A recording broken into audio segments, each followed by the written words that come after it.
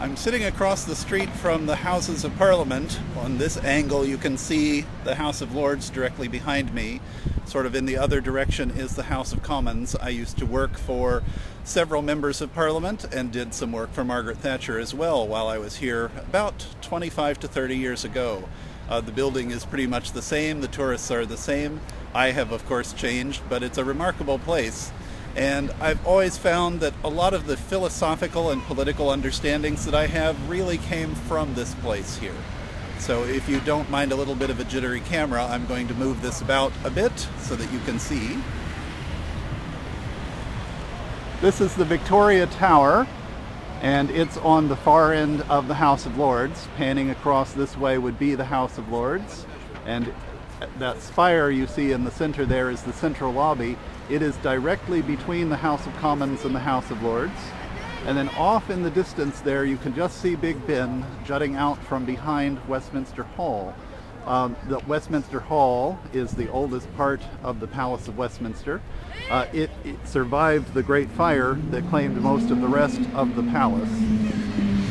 If we walk in this direction, you can sort of see the back end of Westminster Abbey. It's over here.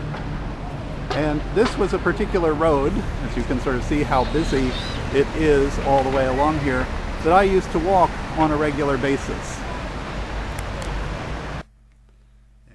Well, the video in front of the Houses of Parliament was not entirely a successful video, in part because the camera angles weren't all that great and because there was a lot of background noise and there were just too many people milling about. And I kept thinking to myself, why do I not remember that many tourists, that many people? Because frequently that road that I was talking about, that I would walk up and down, no one would be there. And then I realized Parliament is out of session, usually from July, August into September. Sometimes it doesn't start until October.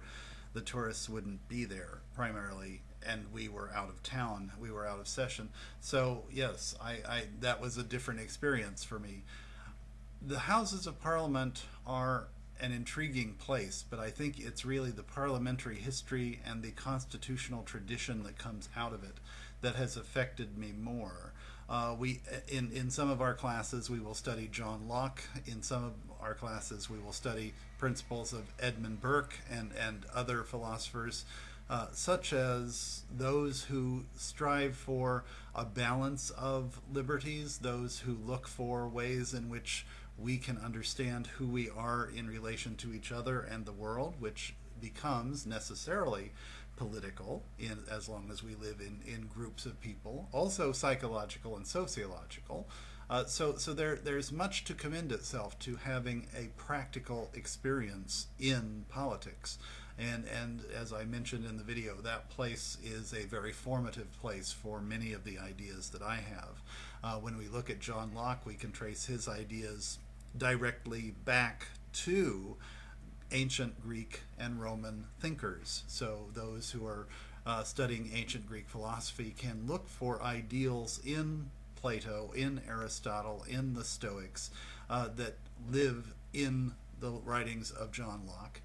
Those who are in the medieval period can also find various kinds of structures that will resonate in John Locke. And then later philosophers will undoubtedly have studied both the ancient Greek and the medieval periods, and those necessarily influence what they do.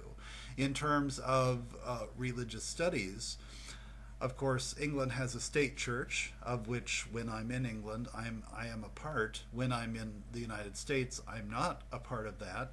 And when we think about how religion sort of instantiates itself around the world, sometimes it is part of a state institution, sometimes it's apart from the state institution, sometimes it is the state institution itself, and it can take a different character even in places where philosophically it might have the same hold. So if we were to look at Islam in different Middle Eastern countries, for example, we will see a different thing in Algeria versus Egypt versus Syria versus Iran versus Dubai versus Pakistan.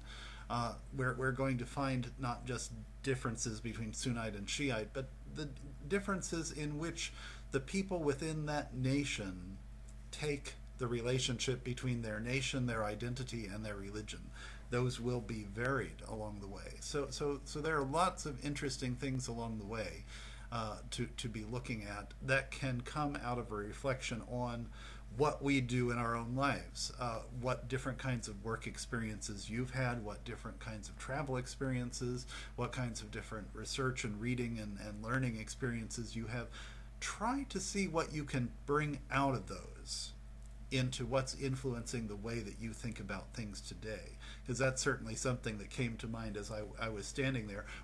Not just what did I take from that place, but what did I learn in reference to the rest of the things that I know and how I use the rest of what I know, because who we are as individuals in the world depends upon how we structure the understanding of what we've done. Not just what we've done, but how we understand what we've done, how we conceptualize it and contextualize it and implement it in our lives. I could set my entire life apart from my political experiences in the past, which include other buildings than the one in the video.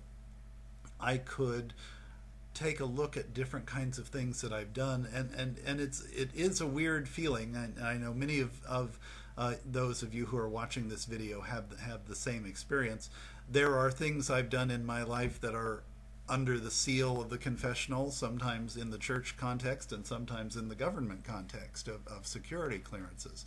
It is somewhat weird to have portions of your life, and I have entire portions of my life that are sort of black-lined. You can't talk about it, you can't read it anywhere, even with other people who might have clearance. And I found that to be interesting within the church, because ministers, if they're under the seal of the confessional, don't talk to other ministers, because that's actually a violation. It's not that you have professional courtesy and thus you can share within the area. I remember a scene in the show The West Wing once, where the deputy chief of staff of the White House was talking to an NSA advisor, and he was asking her where she'd been, and she was being coy with different kinds of answers, and he said, well, I can look you up, I have clearance, and she's like, not this code word, you don't.